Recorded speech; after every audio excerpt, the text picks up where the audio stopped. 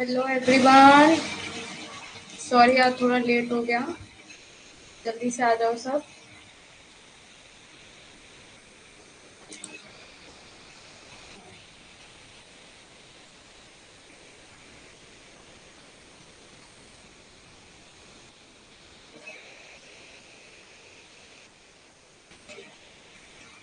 PPT वगैरह ठीक है।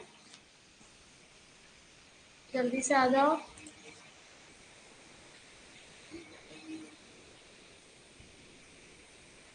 ये अपडेट ही मांगता रहता है।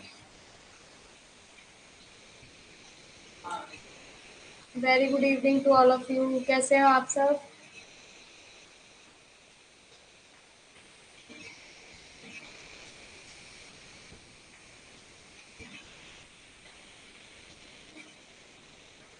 जल्दी से आ जाइए सब।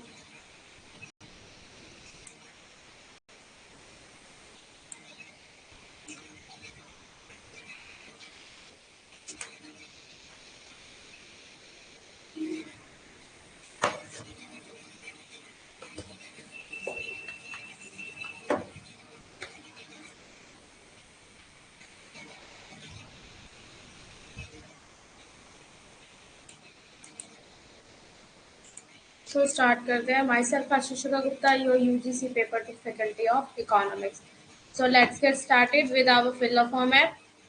जैसा कि आप देख सकते हैं इन सबको, आप चैनल्स को देख सकते हैं, ज्वाइन कर सकते हैं। ये हमारे Telegram, WhatsApp and Instagram group है। जैसे कि आप इनको ज्वाइन करेंगे तो आपको कोई भी अपडेट होगी वो जल्दी से जल्दी आपको प्रोवाइड हो जाएगी। Okay. So paper first and paper second दोनों आपको देखने को मिल रहे हैं।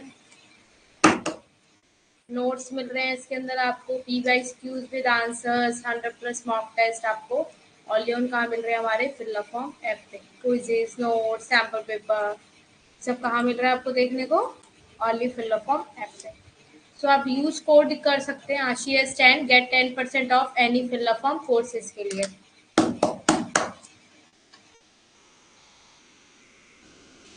आशीष 10 आप कोड यूज कर सकते हैं। आपको क्या मिलेगा? Get 10% off any fill form courses पे। ओके।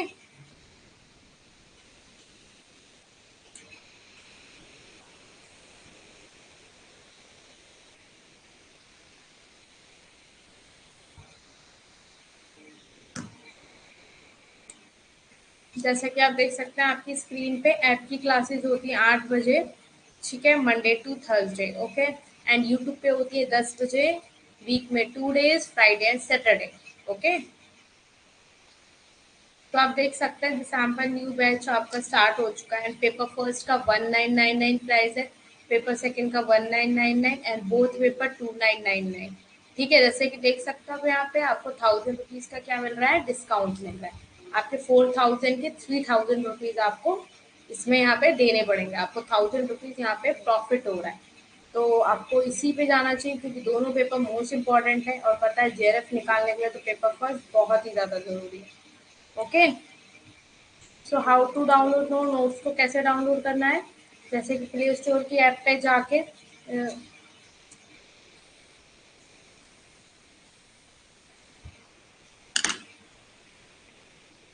गेट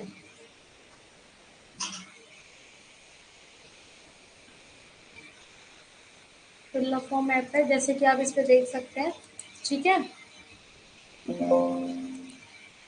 सब आ गए बच्चे?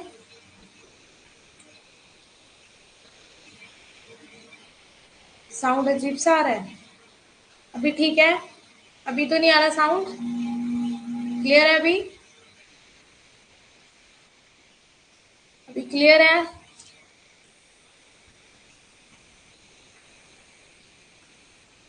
ओके, ठीक है। सो जैसे कि आप देख सकते हैं इसके अंदर ये हमारा हाउ टू डाउनलोड नोट्स आप कैसे डाउनलोड करेंगे। जैसे कि आप और भी जाके आप देखते हैं प्ले स्टोर पे ऐप्स को इंस्टॉल करते हैं। एज इट इज आपको वॉट फिल फॉर्म को इंस्टॉल करना है। ओके। सो अगर आपको कोई भी दिक्कत आता है तो दिए गए इस नंबर पे आप कांटेक्ट कर सकते हो। ओके। And next.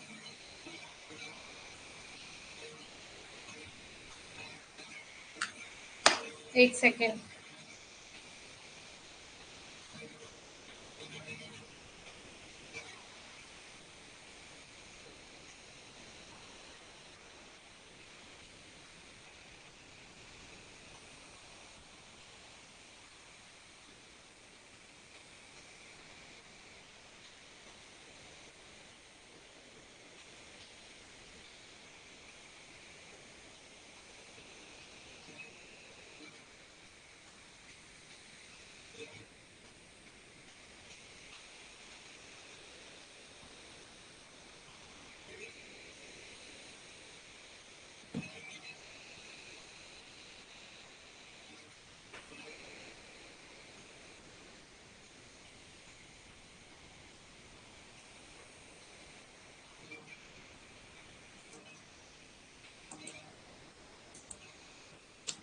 जिसने भी खुद को खर्च किया है, दुनिया ने उसी को गूगल पर सर्च किया है।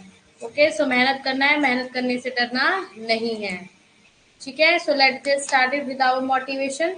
अक्सर अकेलेपन से वही इंसान गुजरता है जो जिंदगी में सही फैसलों को चुनता है। अगर आपको सही फैसले आप चुनते हैं तो आपको क्या होता है, आपको सही रास्ते मिलेंगे, सही लोग मिलेंगे, उसके साथ साथ आपको सारी चीजें क्या होंगी, बहुत अच्छे से बहुत अच्छे से आपको देखने को मिलेंगी सारी चीज।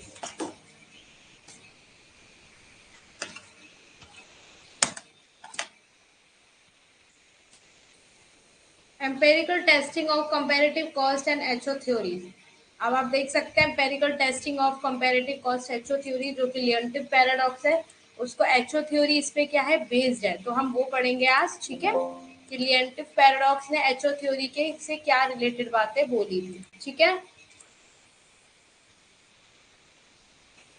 हाँ एक्चुअली मुझे अब बहुत ज़्यादा स्वेटिंग बहुत ज़्यादा ही हो रही है, गर्मी बहुत ज़्यादा हो रही है, उस वजह से आई थिंक सो मैं बार बार मेरा ध्यान इधर उधर जा रहा है। तो आप लोग इस पे ध्यान मत दो, आप पढ़ने पे ध्यान दो। ठीक है,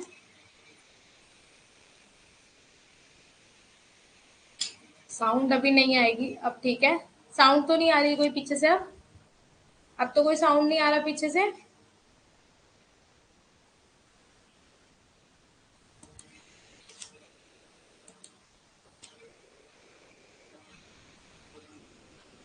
अब देखो, जैसे लिएंटिव पैराडॉक्स के अंदर जैसे हमने एचओ थ्योरी में पढ़ा था कि जो कैपिटल इंटेंसिव होगा वो देश कैपिटल इंटेंसिव चीजों का प्रोडक्शन करेगा, और जो लेबर इंटेंसिव होगा वो लेबर इंटेंसिव चीजों को करेगा। ठीक है, बट इसमें ये क्या बोलता है कि अर्थशास्त्रियों ने तुलनात्मक के अनुभव से क्या बताया है कि इसकी परीक्षण करने की कोशिश करी है।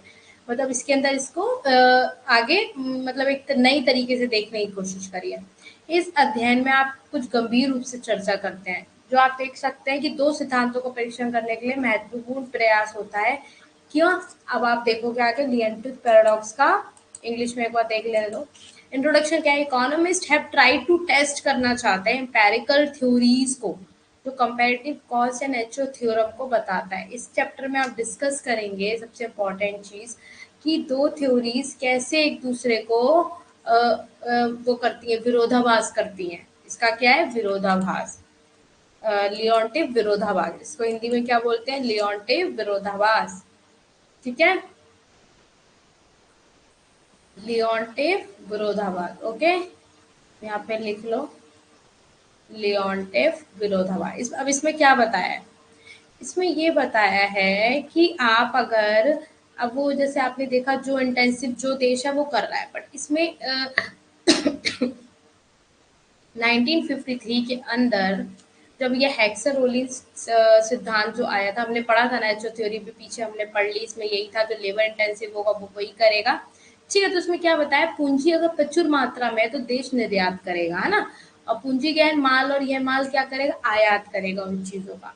ठीक है, और जिसका उत्पादन आपके पास दुर्लभ होता है उसका क्या होता है, उसको आप क्या करते हो, उसकी श्रम की आपको आवश्यकता होती है। ये हमने पढ़ा था, लियोन्टिफ ने अपने अध्ययन में विरोधाभास करा, इस चीज को कंपटीशन में बनाया, इसको विरोध किया है लियोन्टिफ ने। कि एचओ थ्योरी बोल रहा है ना कि क्या कहते हैं, एचओ थ्योरी कह रहा है कि अच्छा जो जो देश जो बना पा रहा है वो वही एक्सपोर्ट इम्पोर्ट करेगा, बट ये कह रहा है नहीं। इसमें आगे आप देखोगे, इसमें ये कह रहा है कि इसका भविष्यवाणी का अपना परीक्षण शुरू किया। इसने बताया 1947 के अंदर कि जो कैपिटल इंटेंसिव देश होगा, जैसे यूएस कैपिटल इंटेंसिव देश है और इंडिया क्या है, लेबर इंटेंसिव है। तो इसने 1953 में ये चीज़ प्रूव करी कि यूएस लेबर इंटेंसिव देश था उस टाइम पे, और इंडिया कैपिटल इंटेंसिव। तो ये क्या करेगा, यूएस लेबर इंटेंसिव चीज़ों का एक्सपोर्ट करेगा, निर्यात करेगा। ठीक है, और इसने यही बताया, इसमें विरोध किया है इसने, और इसे कैपिटल इंटेंसिव में क्या करेगा, इसको एक्सपोर्ट करेगा, कैपिटल की चीजों को बना के एक्सपोर्ट करेगा, है ना, ये कैपिटल की चीजों को तो इसमें ये विरोधाभास किया है। लियोन्टिफ ने क्या करा है, इसे विरोध किया है। तो वस्तु के रूप में अपने डराने वाले कारकों को क्या बताते हैं, ये कि निर्माण और आयात करें। मतलब इसकी भविष्यवाणी में लियोन्टिफ ने अमेरिका की 1947 के अंदर इनपुट आउटपुट तालिका का उपयोग किया था। इन्होंने देखा 200 समूह को 50 क्षेत्रों में एकीकृत कर लिया, मतलब 200 समूह को 50 क्षेत्रों में एकत्रित कर लिया। ठीक है, और उसके बाद देखा जो 38 ने अपने उत्पादों को सीधे अंतर्राष्ट्रीय बाजार पर कारोबार किया, उन्होंने दो कारक को लिया, श्रम और पूंजी। किसको लिया? श्रम और पूंजी पे ही पता है आपको, ज्यादातर आपका पता है, आपको इन्हीं पे ही आपका बेस्ड है, पूरी इकोनॉमी मोस्टली इसी पे ही बेस्ड है आपकी,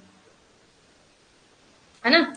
फिर नेक्स्ट आप आ जाते हो, क्या इस चीज उन्होंने पूंजी का अनुमान लगाया कि $1 मिलियन के उत्पादन के लिए श्रम की आवश्यकता पड़ेगी। ठीक है, तो संयुक्त अमेरिका का निर्यात और संयुक्त राज्य अमेरिका के $1 मिलियन मूल्य भी इसमें क्या है, कॉम्पिटिटर कर रहा है आयात करने के लिए। तो तालिका एक में अब हम देखेंगे कि जब हम कैपिटल देश था, फैक्टर रिक्वायरमेंट्स हो गई, ये हो गया फैक्टर, ये हो गया आपका कैपिटल, तो ये इतना क्या कर रहा है, एक्सपोर्ट कर रहा है, इम्पोर्ट इतना कर रहा है, इसके रिप्लेसमेंट कर रहा है, सब्सिट्यूट कर दे रहा है। ठीक है, और लेबर क्या मैन ईयर में इतना कर रहा है, और जब इम्पोर्ट कर रहा है तो इतना कर रहा है। तो आप यहाँ दे सकते हैं लेबर एंड जब कैपिटल की रिक्वायरमेंट होती है, आप जब बाहर करते हैं एक्सपोर्ट इम्पोर्ट, तो 1947 के अंदर कैपिटल कितना एक्सपोर्ट हुआ था, ज़्यादा हुआ था ना, इसीलिए इसने विरोध किया कि उस टाइम पे यूएस आपका लेबर इंटेंसिव था और इंडिया ने कैपिटल इंटेंसिव चीज़ों का एक्सपोर्ट है इम्पोर्ट किया था। तो उसने बोला मैं एचओ थ्योरी का विरोधाभास करता हूँ, कि वो ये कह रहा है, एचओ कह रहा है कि अगर जो देश पूंजी प्रधान है वो पूंजी प्रधान देशों का करेगा, और जो श्रम प्रधान देश है वो श्रम प्रधान देशों का आपका निर्यात करेगा। तो ये चीज इसने विरोध करी, इसने बोला मैं इसको विरोध करता हूँ। ठीक है, तो लियोनटिफ ने पाया कि अमेरिका निर्यात में इतने प्रति मानव जो भी इसकी ये देख सकते हैं, इसने जो गणना करी, इसने ये दिखाया कि आयात को प्रतिस्थापन कर दिया इसके पूंजी श्रम के साथ। प्रतिस्थापन समझ गए, बताया था सब्सिट्यूट गुड्स क्या होता है। तो अमेरिका निर्यात उद्योगों की तुलना में उद्योग 30% अधिक थे, अमेरिका में आयात प्रतिस्पर्धी उद्योग अपेक्षाकृत अधिक हैं। तो मतलब आयात करने वाले जो कॉम्पिटिटर हैं वो अधिक हैं निर्यात उद्योगों की तुलना में, मतलब निर्यात करने की तुलना में आयात वाले कॉम्पिटिटर ज्यादा हैं। ठीक है, समझ आ रहा है? एक बार तुम लोग के कमेंट्स देख लो, कहाँ गए तुम लोग। Good evening, very good evening to all of you. So Leontief paradox में यही है, देखो सुनो, इसके अंदर ये है, जब इसने ना इंटरनेशनल थ्योरीज में एक एक थ्योरी पे बेस्ड आगे थ्योरियों को इन्होंने ब्रॉड कर दिया है कि बच्चों का माइंड ना कंफ्यूज हो जाए। बट आपने शुरू से अगर अच्छे से थ्योरीज पढ़ी हैं तो आपने इस चीज को प्रैक्टिकली देखा होगा कि ये एक ही चीजों को लेकर ये इतना इसका विरोध कर रहा है, ये इसको चला रहा है, ये इसको चला रहा है, ये इसको डिसएडवांटेज दे रहा है। तो ये ऐसे ऐसे करके थ्योरीज को बढ़ा चढ़ा के बोल रहे हैं, बट इसमें कुछ भी नहीं है। लियोन्टिफ विरोधाभास, मतलब लियोन्टिफ पैराडॉक्स को हिंदी में बोलते हैं लियोन्टिफ विरोधाभास। विरोधाभास का मतलब से ही आपको समझ आ रहा है कि ये विरोध कर रहा है, किसका कर रहा है, एचओ थ्योरी का। तो आपको ये चीजें याद हो जाएंगी, इसमें कोई प्रॉब्लम नहीं होगी आपको कि हाँ इसमें कोई प्रॉब्लम हो रही है आपको कि समझ में नहीं आ रहा है। तो लियोन्टिफ पैराडॉक्स याद रखना कि एचओ थ्योरी को इसने विरोध किया था कि नहीं तुम ये गलत बोल रहे हो। जब उस समय की बात थी, उस सन 1953 की बात थी या 1947 की बात थी, तो इसके अंदर इसने बोला कि नहीं ये ऐसा नहीं करेगा, ये प्रतिस्थापन करेगा दोनों चीजों का, सब्सिट्यूट कर लेगा। उस टाइम पे किया था, मतलब सब्सिट्यूट किया था कि वो पूंजी प्रधान देश बनाएगा और वो लेबर श्रम बनाएगा जो आपका यूएस था। ठीक है, तो ये सब चीजें पे क्या हुआ, आगे चीजें हम फिर हम इसमें अजम्पशंस वगैरह देखेंगे। बाकी थ्योरिटिकल चीजों में यही है कि ये इस तरीके से इसको आगे लेके जाता है, एक्सप्लेन कर रहा है इन ब्रीफ वे में। ठीक है,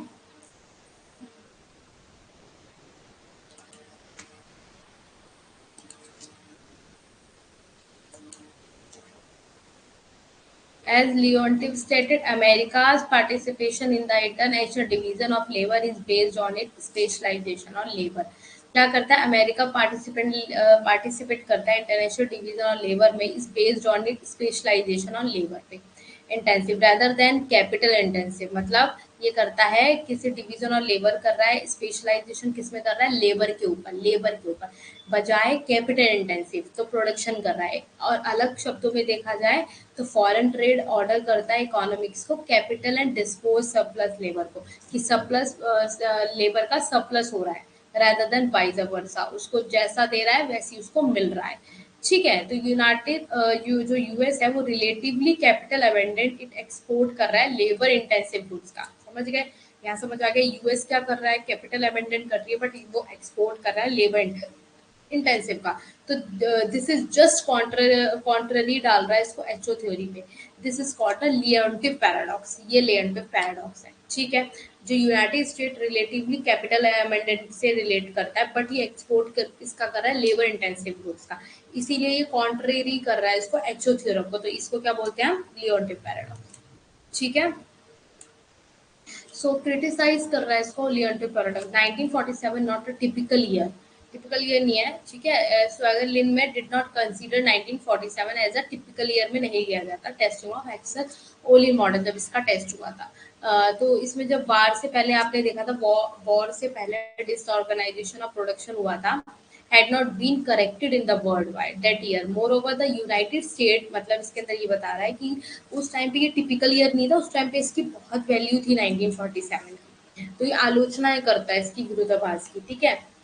आगे आ जाओ। अब इसमें प्रॉब्लम ऑफ एग्रीगेशन, एकत्रीकरण की समस्या क्या होती है कि अप्रत्यक्ष रूप से पूंजी और श्रम अनुपात की गणना के लिए इनपुट आउटपुट मैट्रिक्स नतीजन अमेरिका निर्यात उद्योगों की श्रम तीव्रता नकली और पूंजी गहन के एकत्रीकरण के लिए जिम्मेदार समान गैर निर्यात श्रम गहन के साथ निर्यात, जो क्या बताता है इसमें, ये कह रहा है पूंजी गहन को आप एकत्रित करते हैं और गैर निर्यात चीजों को श्रम गहन के साथ निर्यात करते हैं उसके साथ, ठीक है। वही बताया है कि इसके अंदर इनकम्पैटिबिलिटी इनपुट और आउटपुट चीज़ों में, मतलब इसमें बताया लियोटिव परीक्षण में इस आधार पर चीज़ें बताई गई हैं कि जब दुर्लभ भाग्य को छोड़कर अंतर्राष्ट्रीय के साथ आप चीज़ें वो कर लेते हो, तो उन्होंने ये तर्क दिया कि लियोटिव मॉडल एक निश्चित इनपुट के साथ है, एक विश्व व्यापार संतुलन के साथ इसका क्या है, एक प्रत्येक देश के साथ लाभ हुआ है, पूर्ण रोजगार में अस्तित्व में था इसका। इसने बताया कि व्यापार की शुरुआत में कुछ वस्तुओं का उत्पादन क्या होता है, 200 की संख्या से कम कर दिया जाता है। मतलब अगर मैं लेबर इंटेंसिव चीज़ों को दे रही तो उसमें अगर मुझे नहीं फ़ायदा हो रहा है तो मैं उसको छोटा करके कर दूँगी, मतलब कम करके आगे बढ़ा दूँगी, ठीक है।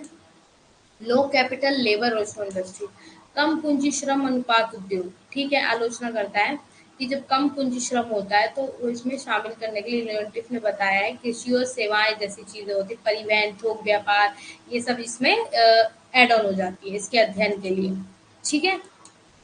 कंजप्शन पैटर्न्स क्या होता है, खपत पैटर्न क्या होता है, लियोन्टिव पैराडॉक्स नहीं लेता है अमेरिका पर खपत पैटर्न के प्रभाव को ध्यान में रखते हुए निर्यात और आयात रोमनी रोबिन्सन के अनुसार 10 मांग एक देश के भीतर स्थितियों इतनी पक्षपात हो सकता है, मतलब इसके बीच में एक वस्तु की खपत जो है अपेक्षाकृत एक के साथ इसका उत्पादन कर सकती है। तो प्रचुर मात्रा में क्या देखता है, जैसे जैसे प्रति व्यक्ति आय बढ़ती है तो क्या होता है, श्रम गहन या पूंजी गहन के प्रति पक्षपाती लगे, मतलब अगर आपकी पर कैपिटा इनकम बढ़ रही है तो उसके अकॉर्डिंग आपकी क्या हो जाएगी, श्रम गहन या पूंजी गहन में, मतलब क्या मैं श्रम गहन चीजें ज्यादा लूँ या पूंजी गहन ज्यादा चीजें लूँ, ये आपके माइंड में चीजें एलेबोरेट होने लगी, ठीक है। ड्यूरेबिलिटी, ठीक है, पूंजी का स्थायी ड्यूरेबल चीज़ों को यूज़ कर रहे हो आप, एक बार यूज़ हो गया दोबारा भी उस चीज़ का यूज़ कर रहे हो, तो इसमें ये भी है, ठीक है। टैरिफ इग्नोर कर रहे हो, इसके अंदर टैरिफ को अनदेखा कर रहे हो, व्यापार का पैटर्न इस प्रकार पे आधार हो जाता है कि एक लियोन्टिव, मतलब ये सब इसमें चीज़ें बताई हुई है कि इसमें आप टैरिफ को नहीं देख रहे हो, इसमें आप होलसेल की चीज़ों को इंक्लूड कर रहे हो, ये सब चीज़ें इसमें इना गुड वे में बताई गई हैं कि इसको इस बेस पे भी आप देख सकते हैं। निग्लेक्ट ऑफ नेचुरल रिसोर्स, अच्छा ये कह रहा है कि प्राकृतिक संसाधनों की आप उपेक्षा कर रहे हैं, भूमिका और उपेक्षा करने के लिए जो बहुत है, तो इसमें बता रहे हैं, ठीक है।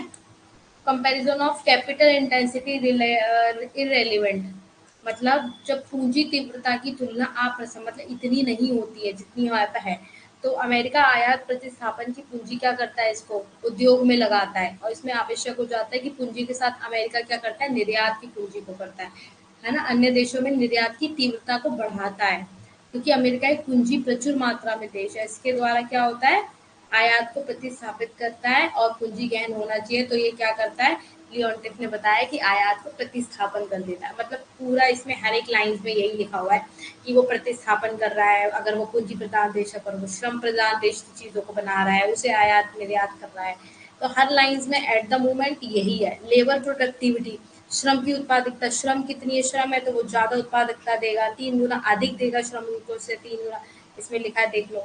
तो ये ना, ये चीजें सब इसमें ब्रीफली में बता दी गई है कि कैसे कैसे ये किन किन चीजों पे ध्यान देके विरोध कर रहा है उसका एचओ थ्योरी, है ना। निग्लेक्ट कर रहा है, ह्यूमन कैपिटल को निग्लेक्ट कर रहा है, मानव पूंजी की उपेक्षा कर रहा है कि लियोन्टिफ की आलोचना नहीं करने के बाद करने के लिए, जिसमें मानव पूंजी का मूल्य भी क्या है, शामिल है इसके अंदर। मानव मानव पूंजी क्या है, इसमें शामिल है। अनबैलेंस ट्रेड, लर्नर आपका फाउंड करता है लियोन के पैराडॉक्स को फेस करता है व्हेन ट्रेड इज अनबैलेंस्ड हो जाता है। ठीक है, इंग्लिश तो मैं बेटा भूल ही गई हूँ, इंग्लिश वाले बच्चों के लिए मैंने एक भी पॉइंट नहीं पढ़ा ना अभी तक। गलत बात है, मैं पीछे से पढ़ते हुए आऊँ पहले। कहाँ से पढ़ूँ? हाँ, प्रॉब्लम ऑफ एग्रीगेशन तो क्या बताते हैं, क्रिटिसाइज करता है एग्रीगेशन को इनपुट आउटपुट मैट्रिक्स में, जो कि कंप्यूटिंग क्या दिखाता है, इनडायरेक्टली आपका कैपिटल लेबर का रेशो देखा जाता है, जो लेबर इंटेंसिटी यूएस एक्सपोर्ट करता है। यूएस क्या करता है, लेबर इंटेंसिव चीज़ों को एक्सपोर्ट करता है। एंड स्पूरियस आप देख सकते हैं इसको, एग्रीगेशन और कैपिटल इंटेंसिव को एक्सपोर्टेबल प्रोडक्ट्स के साथ नहीं कर सकता, तो नॉन एक्सपोर्ट हो जाता है। ठीक है, सो इनकम्पैटिबिलिटी हो जाता है अब इनपुट आउटपुट मॉडल में। जब आप देख सकते हो कि ऑब्जेक्टिव आप लेओन्टिव वाले जब टेस्ट करते हो तो इनपुट आउटपुट मॉडल क्या करता है, लॉजिकली इनकम्पैटिबल हो जाता है इंटरनेशनल ट्रेड के साथ। तो ये आर्ग्यू करते हैं कि Leontief model with its fix input के साथ होता है incompatible with a world trade equilibrium. मतलब जो दुनिया में इक्विलिब्रियम होता है उसमें क्या करता है, ये इनकम्पैटिबल हो जाती है। एवरी कंट्री गेन करती है ट्रेड से। यस, अगर ट्रेड हो रहा है तो गेन तो करेगा, फुल एम्प्लॉयमेंट भी उस पर एग्जिस्ट करता है, मतलब उसमें होता है, तो ट्रेड इंक्रीज कर रहा है ना। लो कैपिटल लेबर रेशो इंडस्ट्री, अगर स्वेरलिंग क्रिटिसाइज करे इसको तो इसमें क्या बताया जाएगा कि, क्या बताया जाएगा बताओ।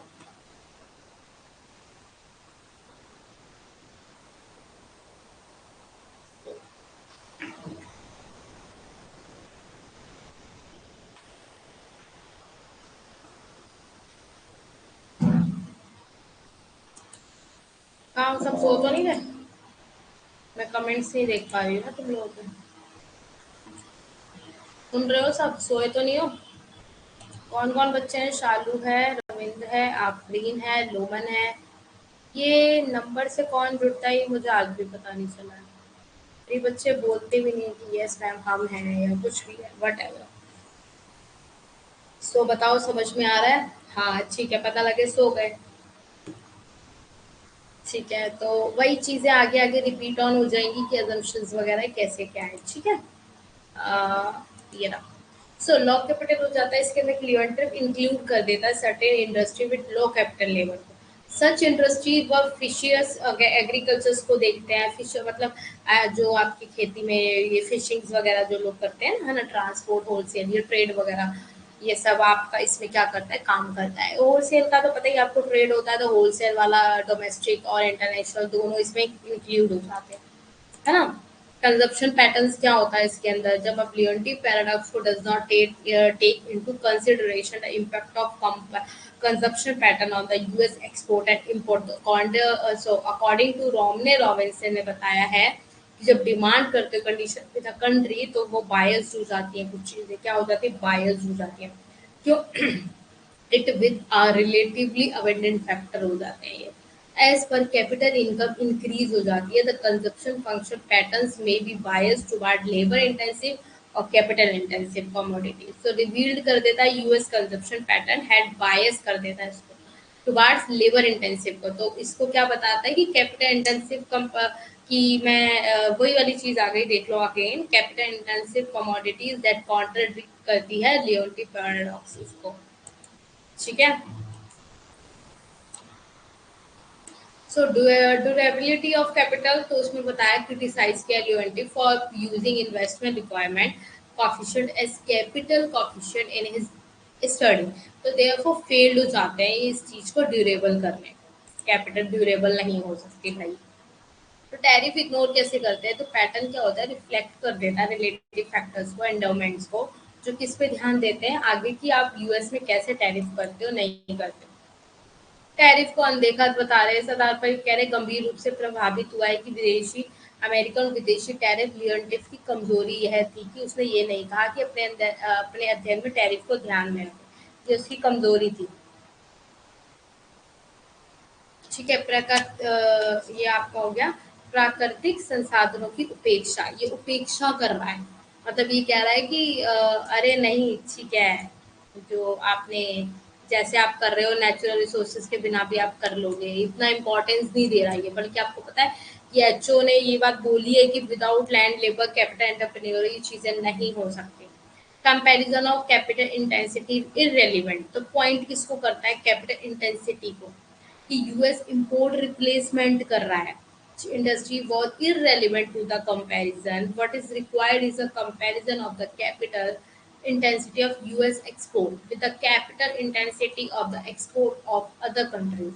तो यूनाइटेड स्टेट में आप देख सकते हो यूएस क्या कर रहा है? कैपिटल अबेंडन कंट्री है, मतलब गुड, जब गुड प्रोड्यूस कर रहा है ये, तो रिप्लेस कर रहा है, इम्पोर्ट कर रहा है। कैपिटल इंटेंसिव क्या कर रहा है? इम्पोर्ट कर रहा है। बल्कि वहाँ पे ये कैपिटल अबेंडेंट है, बट ये क्या कर रहा है? वहाँ पे रिप्लेस कर देता है इस चीज को। ठीक है। तो Leontief arrived in the case of import replacement, but he should have study, उसको स्टडी करना चाहिए कि तो गुड आप इम्पोर्ट कर रहे हो तो यूएस आर कैपिटल और लेबर इंटेंसिव ओरिजिन क्या है इसका। जब इसमें कंपैरिजन कर रहा है ना वो, तो लेबर प्रोडक्टिविटी क्या है। जब लियोनटिव हिमसेल्फ राइट करना चाहता है रिजल्ट को, तो ये बताता है US was a labour abundant country. मतलब देखो सब में यही है, मुझे भी पढ़ाते पढ़ाते थोड़ा बोरियत लग रहा है, क्योंकि इसमें सब में यही पॉइंट्स लिख के दिया हुआ है कि भाई आप ये समझ लो कि इसके अंदर यही सब चीजें हैं।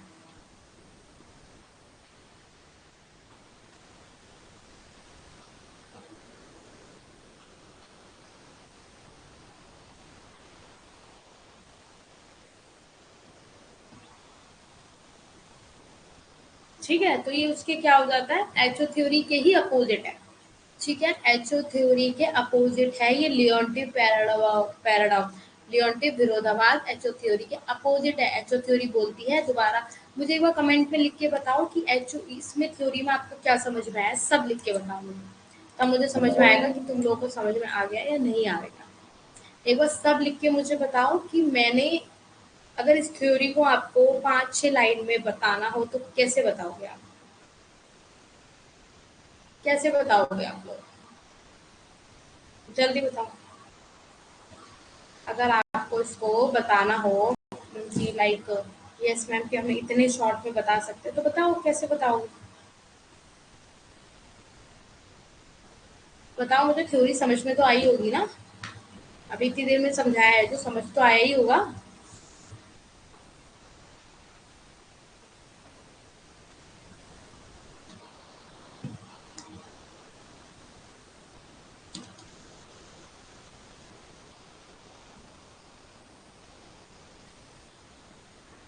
गलत।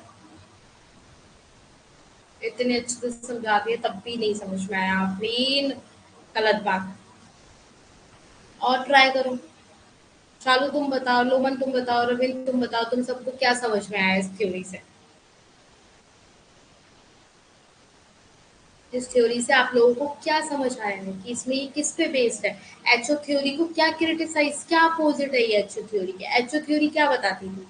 जो लियोनटिव विरोधाभास ये बता रही है, तो मैम ये बताती थी, तो ये चीज बताओ ना क्या है उसमें।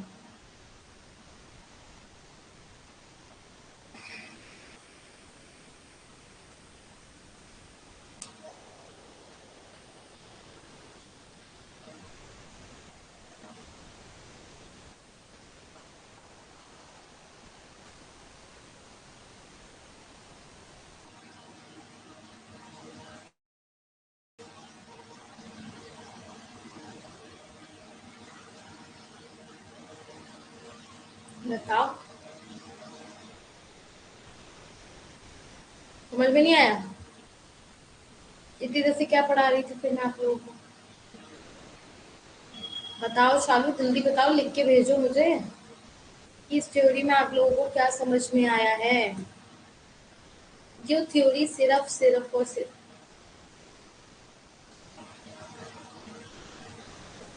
बट ये थ्योरी क्या बता रही है आपको?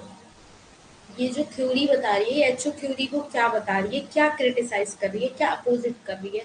ये बताओ शालू, बताओ, समझ आ रहा है ना? अभी लिखा था ना तुमने ऊपर, तो बताओ।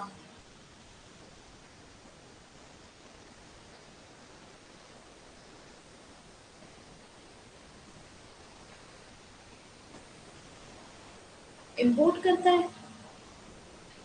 सिर्फ इम्पोर्ट करता है? क्या मतलब, मुझे समझ में नहीं आया, अभी तुम लोगों का आंसर ही करेक्ट नहीं है, दोबारा सुन लो अब। नहीं आया है किसी को समझ में। अब सुनो, एचो थ्योरी के अपोजिट है ये Leontief paradox theory. Echo theory बताती है कि इंडिया है तो वो लेबर इंटेंसिव है, और यूएस है वो कैपिटल इंटेंसिव है। ठीक है, अबंडेंट कंट्री है, तो ये इसका एक्सपोर्ट करेगी और ये इसका एक्सपोर्ट करेगी। ठीक है, समझ आ गया, एचो थ्योरी ये कर रही है। उसके बाद अपोजिट है लियोन्टिफ पैराडॉक्स। वो ये कह रहा है कि इंडिया और यूएस यहाँ अपोजिट हो जाएंगे। इंडिया कैपिटल इंटेंसिव चीजों का करेगी और यूएस लेबर इंटेंसिव चीजों का करेगी। बस इतना था। इस पे थ्योरी पूरी इतनी बड़ी कर दी है, इसमें क्या नहीं समझ आया आप लोगों को? इसमें क्या नहीं समझ आया? बताओ जरा मुझे, क्या नहीं समझ में आया था इसमें?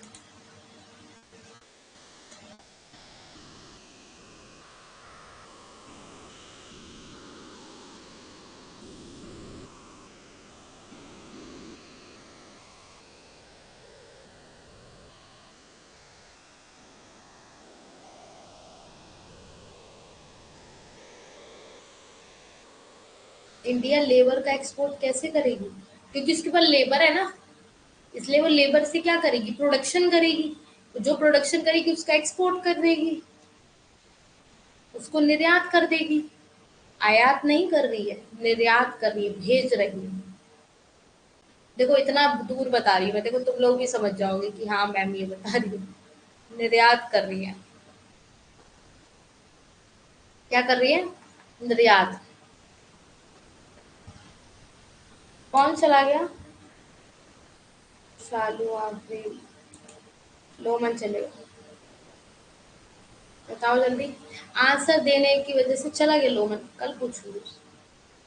एटलीस्ट आंसर देके जाना चाहिए था। बताओ जल्दी। बेटा जब मैं लेबर इंटेंसिव कंट्री हूँ, मेरे पास लेबर ज्यादा है, तो मैं लेबर का एक्सपोर्ट करूंगी और कैपिटल का इंपोर्ट करूंगी, क्योंकि मेरे पास कैपिटल नहीं है, पूंजी नहीं है। तो वो पूंजी से रिलेटेड चीजें भेजेंगे तो मैं उसका इंपोर्ट कर लूंगी। और मेरे पास लेबर ज्यादा है, मैं लेबर से, श्रम से काम जरूर ज्यादा करा सकती हूँ, प्रोडक्शन ज्यादा करवा सकती हूँ।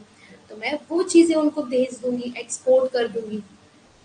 ये है डिफरेंस। क्यों नहीं इंपोर्ट करेगा? इंपोर्ट करेगा, कैपिटल की चीजों का इंपोर्ट कर लेगा, कैपिटल की चीजों को वो इंपोर्ट कर लेगा। समझ आया? आफरीन समझ में आया? समझ में आया कि मैं क्या बोल रही हूँ? इतनी इजी थ्योरी, इतनी इजी वे में समझा दी। ये तुम्हें कल इतनी टफ थ्योरी समझ में आ गई थी तुम लोगों को, आज इजी में तुम्हारे को यही दिमाग घूमेगा तुम्हारा, और टफ में जल्दी समझ जाओगे। ऐसे करोगे? आगे समझ। ठीक है, वेरी गुड। फिर चलते हैं आगे। ओके, सो एक सेकेंड।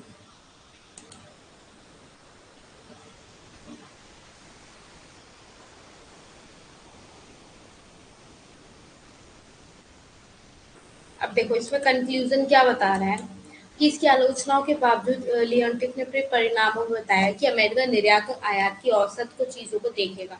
190 क्षेत्रों में इन्होंने उद्योगों को क्या कर दिया? बढ़ा दिया उस टाइम पे। तो लियोन्टिफ पैराडॉक्स की पुष्टि ये है कि अमेरिका आयात प्रतिस्थापन कर देगी और निर्यात के सापेक्ष में अधिक पूंजी ग्रहण करेगी। ठीक है, हालांकि उनके अमेरिकन निर्यात पर पूंजी तीव्रता 6% कम हो गई थी। तो 1958 में यूएस ने ये बताया कि इनपुट आउटपुट टेबल का उपयोग करते हुए इसने इतना देखा है, मतलब ये आलोचना कर रहा है उसका। Evidence relating to other countries, मतलब नियंत्रित प्रकार के दृष्टिकोण को देखा जाए तो उसको बताता है हेक्सर रोलिंग सिद्धांत का परीक्षण किया गया था, जैसा कि इस पर लागू होता है कि देशों की संख्या क्या होती है। दो जापानी अर्थशास्त्री टेटमोटो इचिमुरा 17 ने अध्ययन किया कि दुनिया के बाकी हिस्सों के साथ जापान और व्यापार का पैटर्न।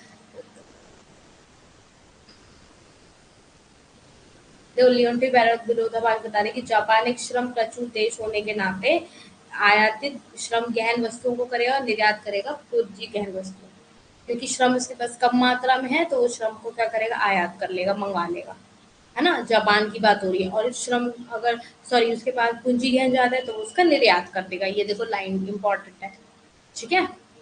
इस लाइन से समझ भी जाओगे आप लोग। ये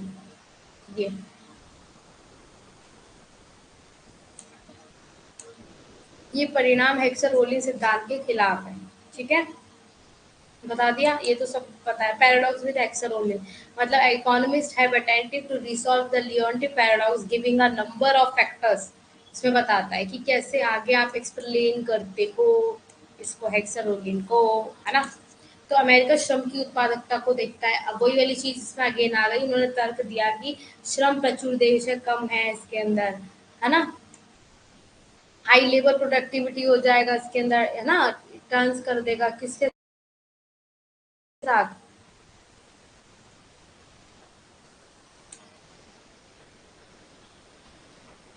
इसमें ये देख सकते हो अमेरिका पूंजी की उत्पादकता को बढ़ाए। लियोन्टिफ ने इस प्रकार का विचार नहीं दिया, है ना। अमेरिका ने इसकी पूंजी की उत्पादकता का इसने तो विरोधाभास किया था, है ना। तो विदेशी श्रम से 20 से 25% बेहतर कर लिया इसने, मतलब श्रम से इसने इतना देश में इतना सुधार कर लिया। अब human capital Leontief did not include, human capital को इंक्लूड नहीं कर रहा है कैलकुलेट करने के लिए। इन हिज कैलकुलेशन की अमेरिका एक्सपोर्ट कर रहा है इंडस्ट्री को, तो labour than the import replace कर रहा है ना। तो इसमें ये बता रहे रिलेशनशिप बता रहा है कि इन्वेस्टमेंट कर रहा है ह्यूमन, जो ह्यूमन की कैपिटल है, मेरी जो कैपिटल है, मेरी जो पूंजी है, उसको ट्रेड का मैटर नहीं बना रहा है। तो इसमें क्या बता रहे हैं, तो human capital rather than physical capital, human capital के अलावा फिजिकल कैपिटल को ये लोग बढ़ावा दे रहे हैं। यूएस एक्सपोर्ट कर रहा है more human capital intensive than US import compete production को। Human capital confirms the Leontief paradox. मानव पूंजी को क्या बताया, इसमें शामिल नहीं किया गया है कि उनकी गणना में पूंजी को लेकिन जोर दिया गया है कि पूंजी के बेस पे वो लोग आयात तो करेंगे, निर्यात नहीं करेंगे तो आयात तो करेंगे। नेचुरल रिसोर्सेज आ गया, लियोटिफ नेग्लेक्ट कर देता है the role of natural resources को। क्यों? क्योंकि रिलेशन इसमें यूएस ट्रेड का है। He took only labour capital. In his study showed कर देता है that the United State was relatively short of several natural resources. तो natural resources and capital are complementary in production, क्या हो जाते हैं, कॉम्प्लीमेंट हो जाते हैं। The US trade pattern conserve natural resources, तो इसमें बताते हैं कि यूएस एक्सपोर्ट पर capital intensive related to US export because capital required large. तो इसमें बताता है कि स्कार्स में नेचुरल रिसोर्सेज कम है, तो इसलिए प्रोडक्शन ज़्यादा करता है उन सब चीज़ों का, है ना। नेचुरल रिसोर्सेज जो उसने अभी पीछे विरोधाभास कर दिया था। फैक्टर इंटेंसिटी रिवर्सल, अब ये रिवर्स कर रहा है फैक्टर्स को। When there are factors intensity reversal मतलब टू कंट्रीज में ट्रेड हो रहा है, तो हेक्सर-रोलिन थ्योरम ब्रेक डाउन उसको कर रहा है कि बता रहा है जब आप लियोन्टिफ पैराडॉक्स कर भी रहे हो तो आपको फैक्टर्स के अकॉर्डिंग करना पड़ेगा। विदाउट फैक्टर आप नहीं कर सकते हो, सब्स्टिट्यूट करो चाहे जो मर्जी करो, बट आपको फैक्टर्स चाहिए ही चाहिए। लैंड लेबर कैपिटल के बिना आप काम नहीं कर सकते। तो फैक्टर इंटेंसिटी रिवर्सल रिवर्स कर रहा है उसके ऊपर, उल्टा पड़ रहा है, उल्टा उलट फेर, ये लिखा है ना उलट फेर। ही आल्सो रैंक, वो ये बता रहा है कि उन्होंने अमेरिका और जापान के लिए 20 उद्योगों को भी ध्यान भी दिया है कि पूंजी श्रम अनुपात इन चीजों में आपस में काम करेंगे। ट्रेड का बैरियर मतलब इसमें क्या बता रहे हैं, ट्रेड बैरियर्स लिएंटो पैराडॉक्स में बता रहे हैं कि यूनाइटेड स्टेट रिस्ट्रिक्ट करता है इंपोर्ट को labour intensive commodities with high tariff के साथ, नॉन टैरिफ बैरियर। मतलब वो ये कह रहे हैं कि इंपोर्ट भी करूँ लेबर इंटेंसिव और मैं इतना हाई टैरिफ भी दूँ, भाई मैं नहीं दूंगा। तो ये चीज बोल रहा है। तो रिवील्ड करते हैं बैरियर्स को। US import were more restrictive on मतलब higher than average job content, especially in the unskilled job categories. But these studies have not been able to quantify the contribution of trade barriers or Leontief paradox। मतलब इसमें ये बोल रहा है कि इसमें ये स्टडी नहीं करता है कि कितनी क्वांटिटी में चीजें मंगाएगा, क्या करेगा। बट वो ये कह रहा है कि ट्रेड का बैरियर, लियोन्टिफ पैराडॉक्स कह रहा है भाई ये बैरियर थोड़ा बहुत होना चाहिए। जो टैरिफ आप लगा रहे हो तो भाई नॉन टैरिफ चीजों को होना चाहिए, मतलब टैरिफ ना लगाना पड़े, मतलब इसको खर्चा ज्यादा ना करना पड़े। समझ में आया?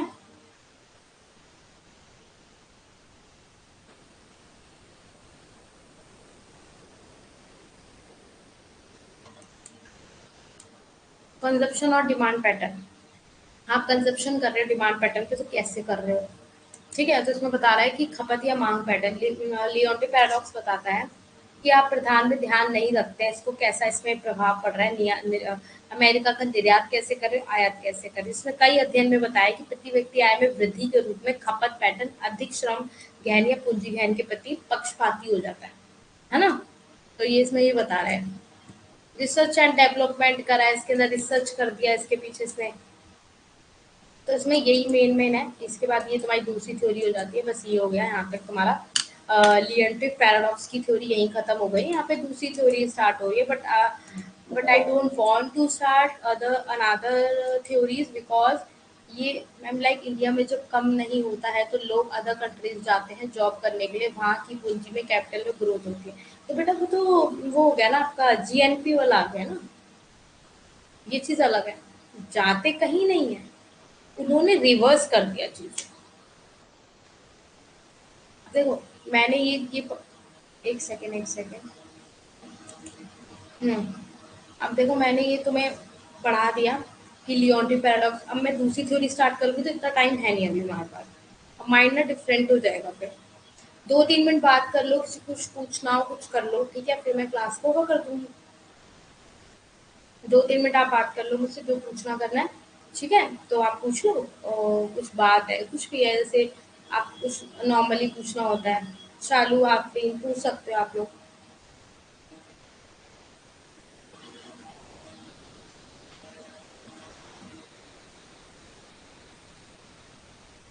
और आज क्या करते हो आप पूरे दिन, मतलब क्या पढ़ाई क्या करते हो, कितनी देर पढ़ाई कर रहे हो।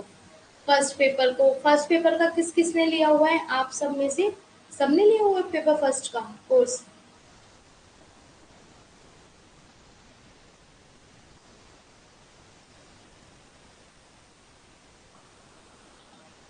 हाँ बेटा, इंटरनेशनल ट्रेड ही खत्म कर लेते हैं क्योंकि अ, ऐसे बीच बीच में चलेंगे तो फिर प्रॉब्लम हो जाएगा।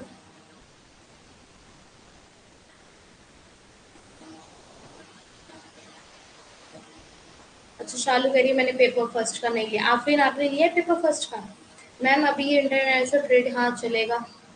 हाँ ठीक है शालू, आप जब कल पढ़ोगे तब आप पूछ लेना, आज पढ़ोगे तो आप कल पूछ लेना, है ना। चीजें निकल के आएंगी, आपको भी समझ में आएगा, है ना। लिया है, आफरीन कह रही है मैंने लिया है, ओके। सो पेपर फर्स्ट का फिर समझ आ रहा है अच्छे से? बोथ पेपर है, ठीक है। अच्छी बात है, दोनों पढ़ लोगे तो साथ में तैयारी दोनों की अच्छे से हो जाएगी फिर। और और कुछ पूछना है, लाइक कुछ और पूछना है तो बता दो फिर। मैम ऐप से पीडीएफ कैसे सेव होगा? ऐप से पीडीएफ कैसे सेव होगा? आफरीन आप बताओ अगर आपको पता है तो। बेटा मुझे अभी इसका इतना पता नहीं है, मैंने किया नहीं है ना इसलिए। मैम बुक पढ़ना अच्छा होगा इसके लिए कोई भी। हाँ एमएल जिंगर पढ़ लो, बहुत अच्छी बुक है। एमएल जिंगर बेस्ट बुक है। एमएल जिंगर पढ़ लो आप लोग। मैंने बुक की वीडियो नहीं बनाई आपके लिए ना, आपको बताया ना कौन कौन सी बुक इम्पोर्टेंट है। भूल जाती हूँ मैं भी, गलती है मेरी है, मुझे बताना चाहिए, बताऊंगी मैं तुम लोगों को।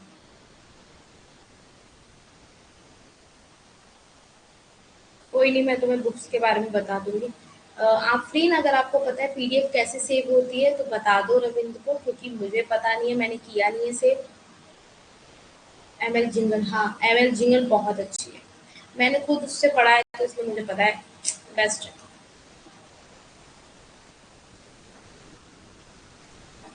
बहुत इजी लैंग्वेज में बहुत अच्छा लिखा है। ऐप पर ही दो मैम, पीडीएफ ओनली ऐप पर ही होगी। हाँ तो आप देख लो रविंद्र, वहीं पे आपको पीडीएफ खोल के पढ़ना पड़ेगा, आपको सेव नहीं होगी, वो सर ने ये नहीं दिया होगा। ये मेरे हाथ में नहीं है, ये तो सब सर के हाथ में है कि वो पीडीएफ सेव करने का ऑप्शन रखते हैं नहीं रखते हैं, है ना। ये चीज़ मुझे नहीं पता है बेटा।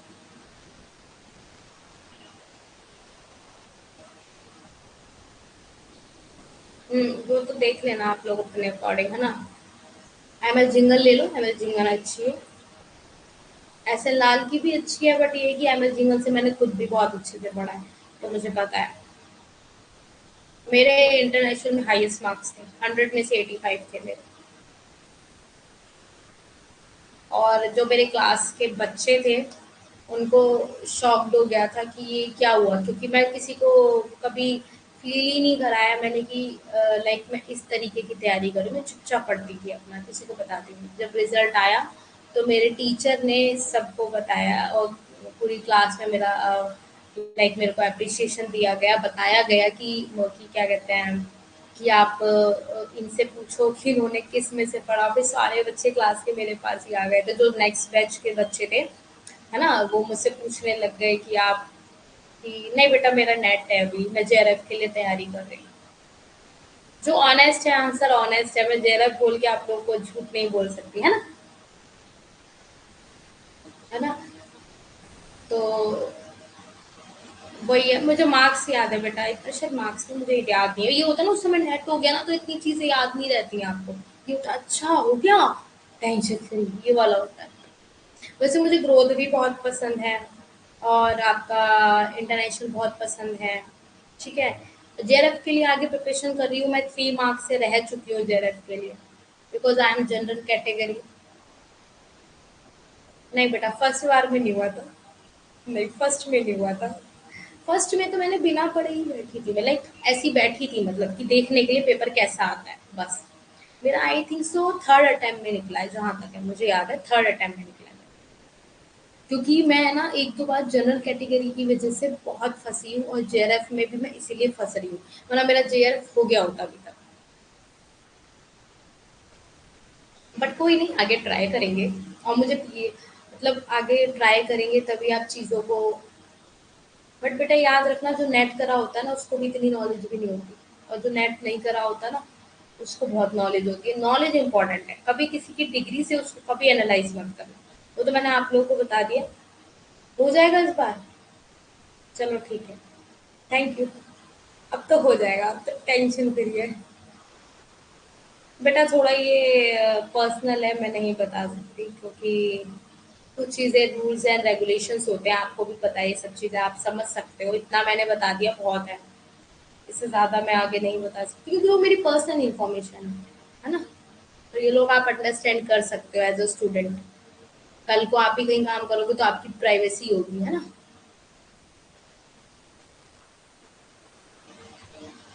बाकी देखो, याद रखना कि हाँ बेटा मैं भी कर रही हूँ, बट मैं जहाँ से कर रही हूँ ना उसका बेटर ऑप्शन भी मैं ढूंढ रही हूँ कि मुझे और कहीं अच्छी जगह मिल जाए। इसीलिए मैं किसी को अपना कॉलेज अभी बताती नहीं हूँ, क्योंकि मेरा एक कहीं है मेरा कहीं पे बात बात हो रही है, अगर वहाँ पे हो जाता है तो मैं यहाँ पीएचडी छोड़ दूंगी, कोई दिक्कत नहीं है, क्योंकि अच्छी जगह मिल रहा है वो ज़्यादा इम्पोर्टेंट है ना। क्योंकि मैंने जल्दबाजी में ही एडमिशन ले लिया था, बट पीएचडी ना अच्छी जगह से करो, करनी है।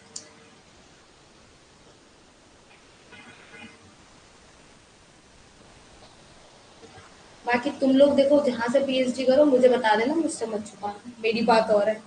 मेरे कुछ रूल्स हैं, टर्म्स एंड कंडीशंस है, जो आप लोग भली भांति समझ सकते हो, है ना। देखो जो चीज़ रियल है रियल, अब मैं आपसे ये नहीं बोल सकती yes I am JRF, yes I am ये, बेटा जो है रियल रहो, रियल से ही आगे बढ़ोगे। फेकनेस कभी काम नहीं आती, याद रखना, कभी काम नहीं आती फेकनेस। रियल बंदा ही आगे जाता है।